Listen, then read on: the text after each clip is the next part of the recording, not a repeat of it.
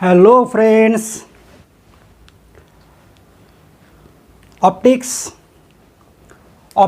में अभी तक लास्ट लेक्चर तक अपन ने डिस्कस किए बेटा reflection refraction, but we are discuss these reflections and refractions from plane surfaces.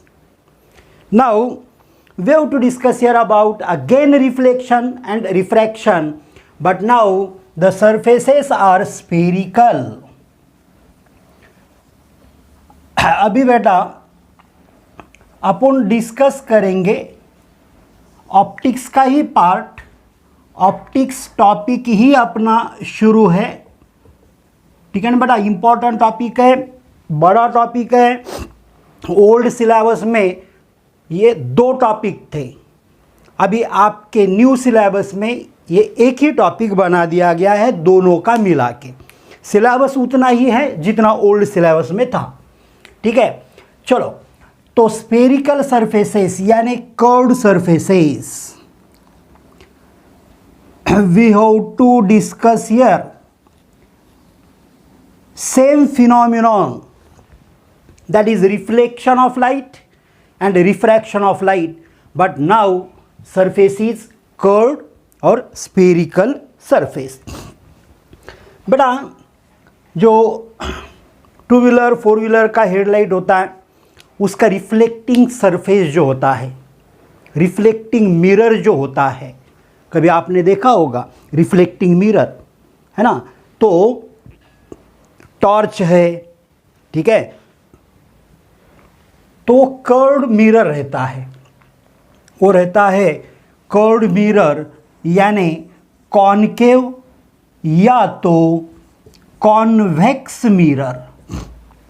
Concave mirror होता है बेटा या तो होता है कॉन्वेक्स मिरर, कॉनकेव या तो कॉन्वेक्स मिरर होता है, ठीक है। तो कॉन्वेक्स या concave mirror, these are nothing but curved surfaces, these are spherical surfaces, these are the parts of sphere। ये स्फीयर के पार्ट्स है बेटा, ये जो सरफेसेस होते हैं ना, these surfaces are nothing but parts of sphere। Sphere के ये पार्ट होते हैं, स्फीयर के क्या होते हैं बेटा, पार्ट होते हैं ये स्फेरिकल सरफेसेस यानी कर्व्ड सरफेसेस, ठीक है बेटा। तो जो स्फीयर के ये पार्ट होते हैं, वो स्फीयर का जो भी रेडियस होता है वही रेडियस रहेगा ये कर्व्ड सरफेस का, जिसे कहा जाता है बेटा रेडियस ऑफ कर्वेचर। क्या चीज बोल रहा मैं बेटा, radius of curvature, radius of curvature, radius of curvature. Radius of curvature is defined as the radius of sphere of which the spherical surface is part. The radius of sphere of which the curved surface or spherical surface is part is known as radius of curvature. यानी कैसे बेटा, ये कोई ऐसा sphere है और ये sphere का अपन ने इतना पार्ट लिया तो ये बन गया surface, curved surface, spherical surface बना, ठीक है। अगर ये स्फेरिकल सरफेस के कॉन्वेक्स पार्ट को कोटिंग करोगे तो ये बन जाएगा कॉनकेव मिरर, और अगर इसके कॉनकेव पार्ट को कोट करोगे तो बेटा ये बन जाएगा convex mirror.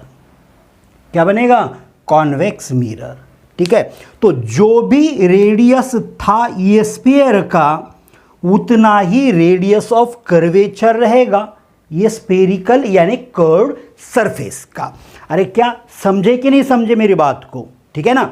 Radius of the sphere of which curved surface is part, sphere का रेडियस, जो स्फीयर का ये कर्व्ड सरफेस क्या है part, is known as what, radius of curvature।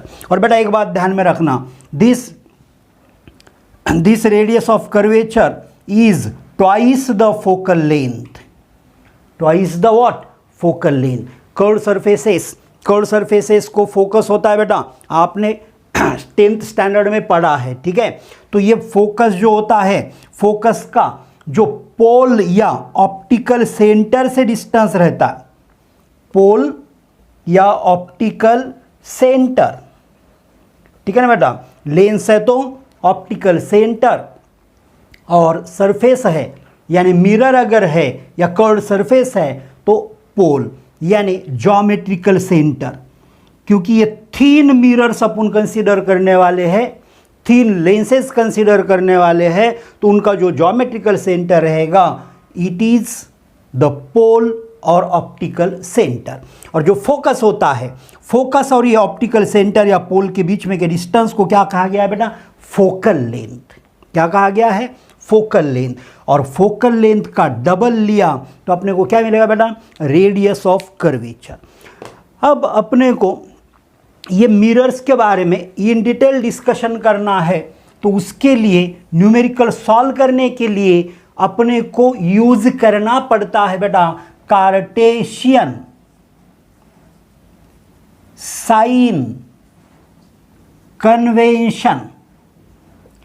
Cartesian sign convention we have to use here what बेटा, क्या use करना पड़ेगा अपने को, तो अपने को यूज करना पड़ेगा कार्टेशियन साइन कन्वेंशन।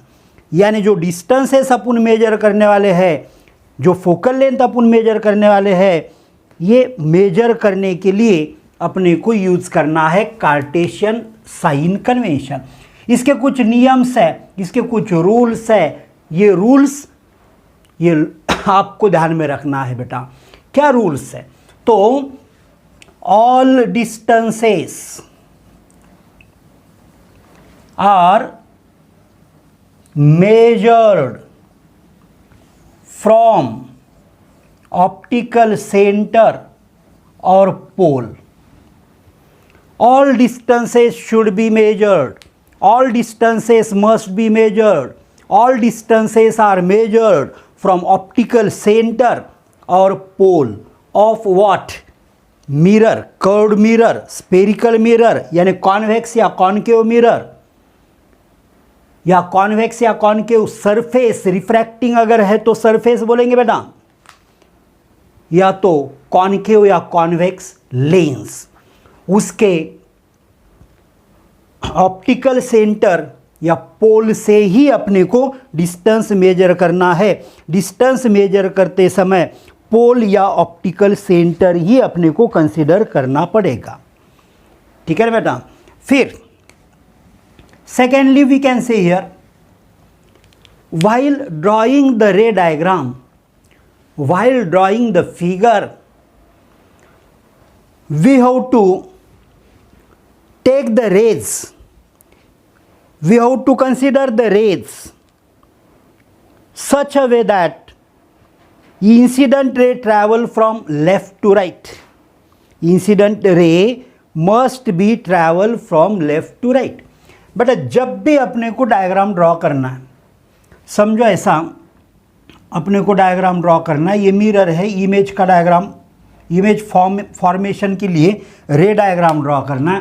तो इधर अपन ने एक छोटा सा ऑब्जेक्ट रखा बेटा, और अगर ऑब्जेक्ट रखा तो यहाँ से आने वाले इंसिडेंट रे कैसे जाएंगे, लेफ्ट टू राइट।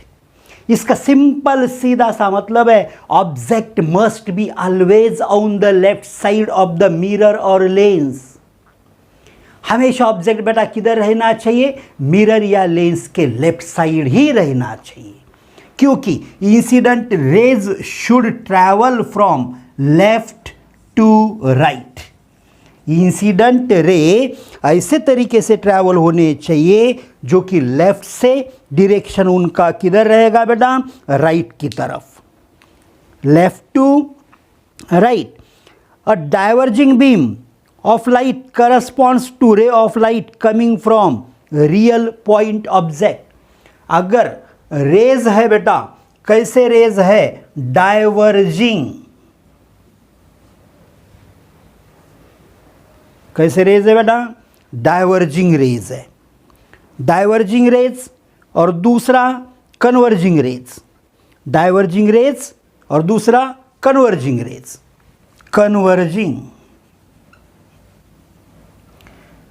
डाइवर्जिंग और कन्वर्जिंग रेज। डाइवर्जिंग रेज जो है वो आते हैं बेटा रियल ऑब्जेक्ट से। डाइवर्जिंग यानी एक दूसरे से दूर दूर जाने वाले रेज।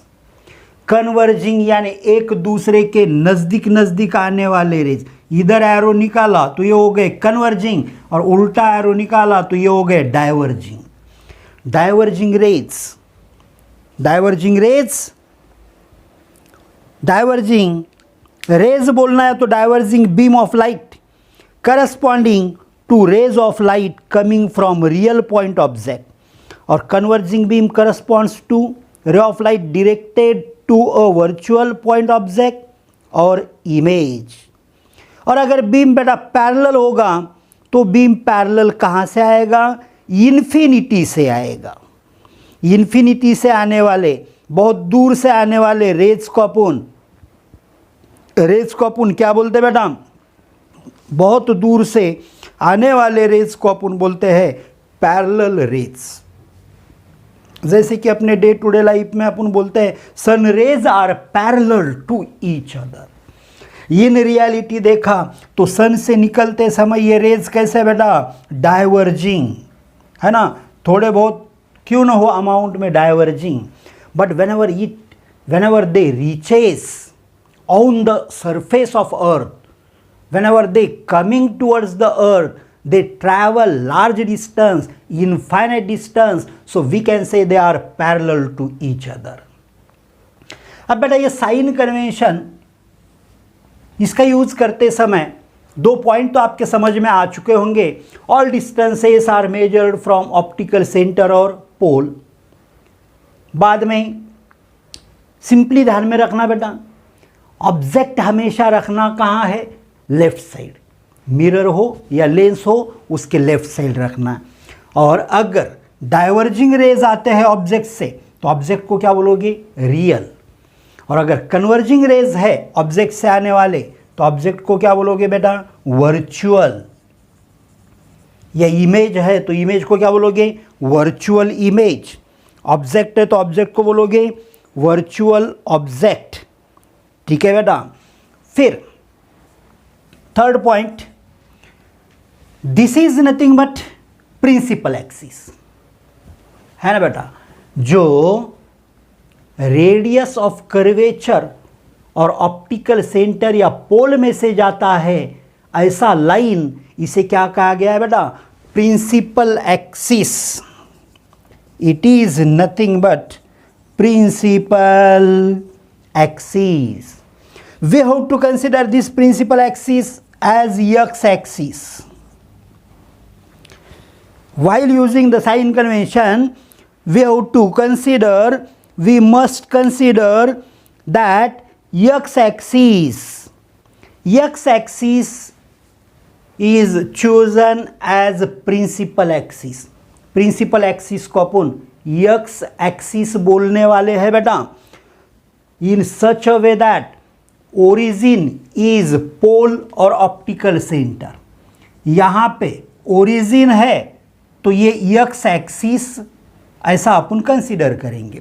तो सिंपल सी बात है, अगर अपन इसे ओरिजिन बोल दें बेटा तो राइट साइड में पॉजिटिव नंबर्स रहते हैं, लेफ्ट साइड में निगेटिव नंबर्स रहते हैं। So distance measured from optical centre और pole on the right side of the lens और mirror is taken as positive while on the left side is taken as negative। क्या बोला मैं बोला कि ऑप्टिकल सेंटर या पोल से राइट साइड की तरफ जो डिस्टेंस लिया जाएगा वो रहेगा पॉजिटिव और जो लेफ्ट साइड लिया जाएगा वो डिस्टेंस रहेगा बेटा निगेटिव। प्रिंसिपल एक्सिस के ऊपर का डिस्टेंस पॉजिटिव और प्रिंसिपल एक्सिस के नीचे का डिस्टेंस बेटा निगेटिव। क्योंकि अगर प्रिंसिपल एक्सिस को अपन ने एक्स एक्सिस कंसीडर किया, पोल या ऑप्टिकल सेंटर को ओरिजिन कंसीडर किया बेटा, तो फिर ये ओरिजिन में से जाने वाला वर्टिकल एक्सिस कौन सा रहेगा बेटा? वाई एक्सिस, और अगर ये वाई एक्सिस रहेगा तो ऊपर का डिस्टेंस पॉजिटिव, नीचे का distance negative. While taking the distance above the principal axis we have to consider it as positive, and while taking below the principal axis then we have to consider it as negative. In reality बेटा कोई distance positive या negative नहीं रहता, तो positive या negative ये जो sign है इट गिव्स अस डायरेक्शन. अगर ऑब्जेक्ट का हाइट ऊपर की तरफ है तो अपन हाइट को पॉजिटिव बोलेंगे, अगर ऑब्जेक्ट का हाइट नीचे की तरफ है तो उसे अपन निगेटिव बोलेंगे. समझो ऑब्जेक्ट ऐसा उल्टा रखा बेटा तो इसके हाइट को अपन निगेटिव बोलेंगे. फिर अपन समझ जाएंगे कि ऑब्जेक्ट किधर है, बिलो द प्रिंसिपल एक्सिस, और पॉजिटिव डिस्टेंस है तो object is above the principal axis. ठीक है बेटा, ठीक है. तो ये साइन कन्वेंशंस बहुत इंपॉर्टेंट रोल प्ले करता है while solving the numericals, while solving the problems. ठीक है बेटा, तो आज के लेक्चर के लिए बेटा अपन यहीं पे रुकता है, मिलते हैं फिर नेक्स्ट लेक्चर में. Okay, have a nice day.